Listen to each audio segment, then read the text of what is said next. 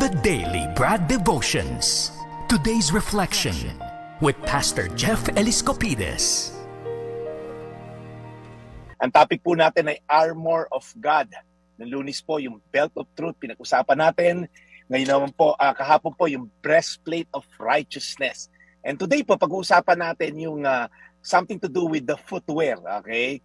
Sabi po kasi doon ni Apostol Pablo, isuot nyo bilang sapatos daw, yung pagiging handa sa pangangaral ng magandang balita na nagbibigay ng kapayapaan. Sa English po, sabi niya, with your feet, fitted with the readiness that comes from the gospel of peace. So ang pangatlo pong armor na isusuot natin para malabanan ang mga hamon ng buhay, yung sandals o sapatos po no modern day, the sandals of the gospel of peace. Dito ginamit po ni Paul yung imahe ng sapatos ng isang mandirigma. Bakit sapatos? Dahil kailangan po nating maging fit, maging ready, maging protected dahil may kailangan tayo isulong. Yung readiness po na sinabi dito ni Paul, hindi ibig sabihin lagi tayong handang umatras o matakot. Hindi po. Pagiging handa natin isulong ang kapayapaan na dala ng ebanghelyo. Ano po ba ebanghelyo? Bigyan niyo lang po ako ng konting panahon explain to, no? Yung tinatawag po nating good news. Ba't nagdadala ito ng kapayapaan? Well, unang-una, walang kapayapaan ang taong namumuhay sa kasalanan. Nakita natin? Pagka po ikaw'y namumuhay sa kasalanan, may tinatago, okay?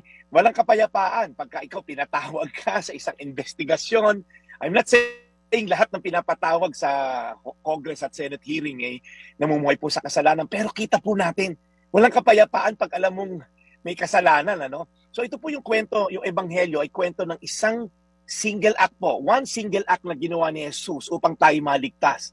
Yung pong voluntaryo niyang pagpapako sa krus upang mapagbayaran ng ating kasalanan sa Ama sa Langit. Kasi po nakasaad sa Biblia, ang kabayaran ng kasalanan ay kamatayan. Dahil tayo po ay mga makasalanan, hindi natin kayang pagbayaran ang ating mga kasalanan. So ang naghihintay lamang sa atin na ending ay kamatayan, eternal death. But Jesus came here on earth. He stood the gap doon po sa wrath, yung nanggagalaiting galit ng Diyos sa kasalanan, siya po yung nag-pacify by paying sa kasalanan na hindi natin kayang pagbayaran. Tinubos po tayo ng Diyos. At tayo po ng mga tumanggap sa kaligtasang inoffer ni Jesus ay may kapayapaan ngayon sa buhay. Kaya po tayo, we are expected to share this message of hope, of peace. Kaya sabi po itong versikulo natin ngayon, tandaan niyo po ito, Roma 1:16. Hindi ko kinakahiya ang ebanghelyo sapagkat ito ang kapangyarihan ng Diyos sa ikaliligtas ng bawat sumasampalataya. Okay? Hindi raw po kinakahiya ni Apostol Pablo i-share ang salita ng Diyos. Yan po ginagawa ko for 4 years.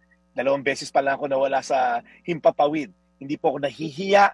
Lagi po akong handa to give an answer sa hope na meron ako. Tayo po na tumanggap kay Kristo, walang takot sa buhay dahil tayo namumuhay sa kapayapaan dahil may eternal life na naghihintay sa atin. Roma 1:16, hindi ko kinakahiya ang ebanghelyo sapagkat ito ang kapangyarihan ng Diyos sa ikaliligtas ng bawat sumasampalataya. Panginoon, marami pong salamat dahil lang salita mo ang nagbibigay sa amin ng peace. Lord, hindi mabibigyan ng kabanatagan ng puso at damdamin ang pera, karangyaan, kapangyarihan. Lord, temporary lang lahat to. Kung wala rin Diyos sa puso, lahat to ay temporary, panandalian. Pero Lord, ang relasyon sa iyo ang magtatawid sa amin to eternal life. Kaya Lord, kami na mayroong peace, kami Lord na sinaalang-alang ang buhay sa iyo, sa kapatawaran na binigay mo, Lord, pananatili kami mag-share ng gospel dahil ito lamang ang kapangyarihan makapagliligtas sa bawat isa sa sanlibutan. Salamat po sa pagkakataon na to sa pangalan ni Jesus. Amen. Today's reflection with Pastor Jeff Eliscopides.